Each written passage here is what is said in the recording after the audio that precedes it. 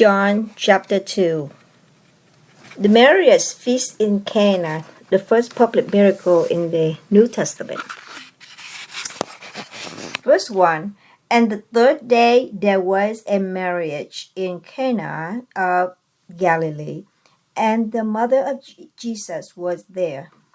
Verse 2. And both Jesus was called and his disciples to the marriage. 3. And when they wanted wine, the mother of Jesus said unto him, They have no wine. Verse 4. Jesus said unto her, Women, what have I to do with thee? My hour is not yet come. Verse 5. His mother said unto the servants, Whatsoever he said unto you, do it. Verse 6. And there were set there 6 water pots of stone, after the manner of the purifying of the Jews, containing 2 or 3 firkins apiece. 7.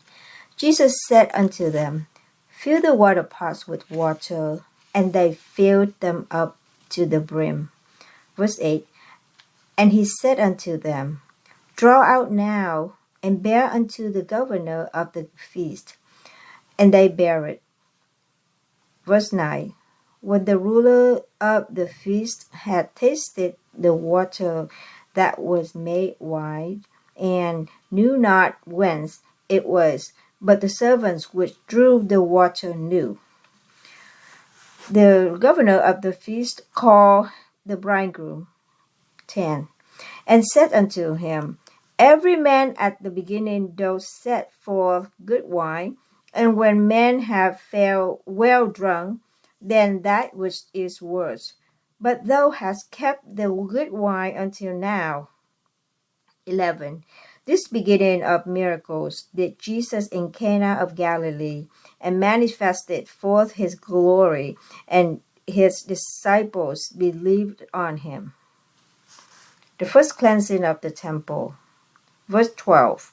After this he went down to Capernaum, he and his mother and his brethren and his disciples, and they continued there not many days.